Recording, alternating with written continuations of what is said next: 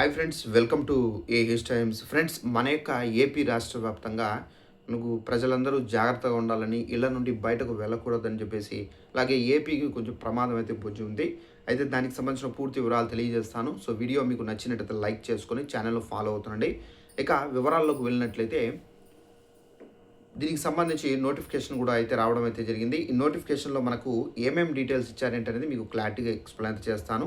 ఏపీలో 5 రోజుల వరకు మీరు జాగ్రత్తగా ఉండాల్సి అయితే ఉంటుందండి. అయితే ఏపీలో రానున్న 5 రోజులు మనకు జాగ్రత్తగా ఉండాలని చెప్పేసి మనకు ఇక్కడైతే తెలుపుతున్నారు. ఏపీలో 5 రోజుల వరకు మేఘామృతమైనటువంటి వాతావరణము, పలు చోట్ల తేలికపాటి నుండి మోస్తారు వర్షాలు పడే అవకాశం అయితే ఉందని చెప్పేసి ఎస్డిఎంఏ అయితే తెలిపారు.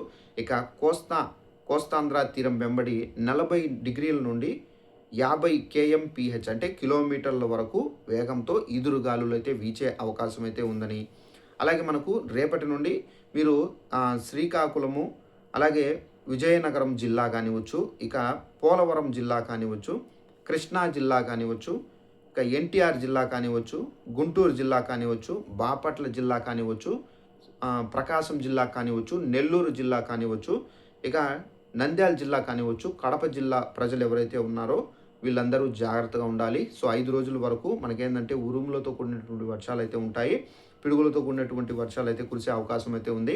ఇక మిగిలినటువంటి జిల్లాల్లో మనకు కొన్ని చోట్ల తేలికపాటి వర్షాలు పడే ఆస్కారం ఉందని చెప్పేసి వాతావరణ శాఖ అయితే తెలపడం అయితే జరిగింది.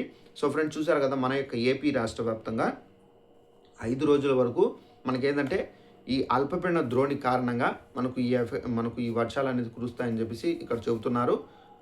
అయితే ముఖ్యంగా మనకు ఏవైతే ఇప్పుడు నేను ఏదైతే చెప్పానో విజయనగరం జిల్లా, శ్రీకాకుళం జిల్లా, నెల్లూరు జిల్లా, అలాగే నంద్యాల జిల్లా, సో ఇక్కడ మనకు కడప జిల్లా, అలాగే ఎన్టీఆర్, గుంటూరు, సో ఈ జిల్లాల ప్రజలు ఏంటంటే జాగ్రత్తగా ఉండండి.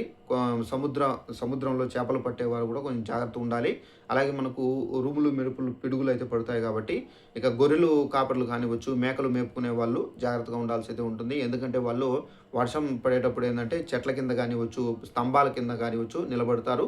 సో దీని ద్వారా ఏంటంటే ఏదైతే ఉరుములు, పిడుగులతో వర్షం పడినప్పుడు ఆ పిడుగులు ఏంటంటే డైరెక్ట్గా వాళ్ళ మీద పడి వాళ్ళైతే చనిపోయే ఆస్కారం అయితే ఉంది. సో జాగ్రత్తగా ఉండండి, సేఫ్ ప్లేసెస్లో అయితే వెళ్ళండి. సో ఇదండి ఇన్ఫర్మేషన్. ఈ వీడియో మీకు నచ్చినట్టయితే లైక్ చేసుకొని ఛానల్లో ఫాలో అవుతుండండి. తెలియని వాళ్ళకు కూడా ఇన్ఫర్మేషన్ షేర్ చేసి తెలియపరచండి. Thanks for watching this video. All the best.